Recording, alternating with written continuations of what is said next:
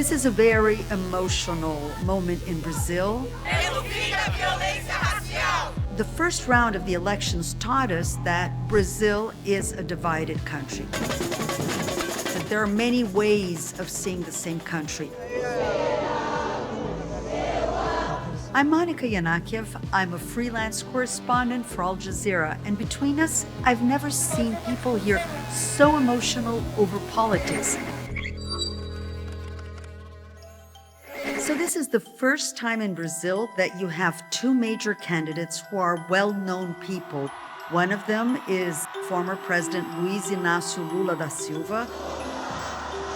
So Lula managed to make a comeback after he had been in prison on corruption charges, and these were overturned. The other candidate, Jair Bolsonaro, had been around for a long time. He had been in Congress for more than 20 years, in government for 4 years.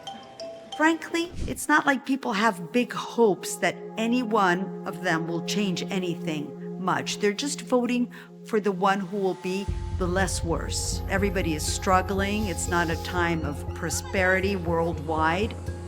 The whole world came out of a pandemic. Now there's a war, which is affecting the economies of many countries, Brazil included. Corruption this time is not such a major player as it was in the previous election. Now people want food. Prices have gone up a lot with the inflation.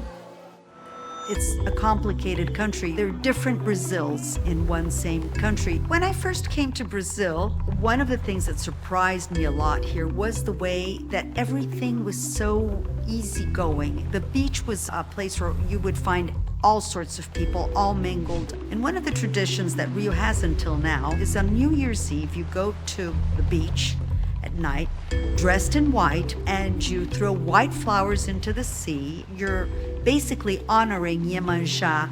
She is the sea goddess of the Afro-Brazilian religions which were brought over by the slaves. It's something very, very beautiful, something that everyone participated in. Brazil is a very, in a sense, spiritual country. You have all sorts of beliefs. It always was something that was sort of like mixed. Over the years, what has happened is the evangelical growth of the radical evangelicals. Evangelical Christians represent 1/3 of Brazil's population. There's a church that's being built every 21 hours. These evangelicals grew in areas where the state wasn't working, in areas where people needed to find some solace, a network, a social network, because they're living in areas of crime. They have strongly supported Bolsonaro in 2018, who's not an evangelical, but married an evangelical woman. They've been telling people that Lula represents Satanism. Lula has had to come out and say that no, he does not. So they're playing a lot with these moral issues. My mother's Brazilian, so I've been in and out of Brazil very often. The changes that I notice is that now people are more politicized than before. People, they know more what their rights are. This was a country that people really weren't involved in politics at all. They were very easily maneuvered by politicians and by the elite, and this has changed.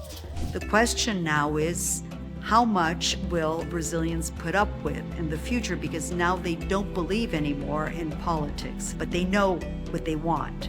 So this is what we're waiting to see.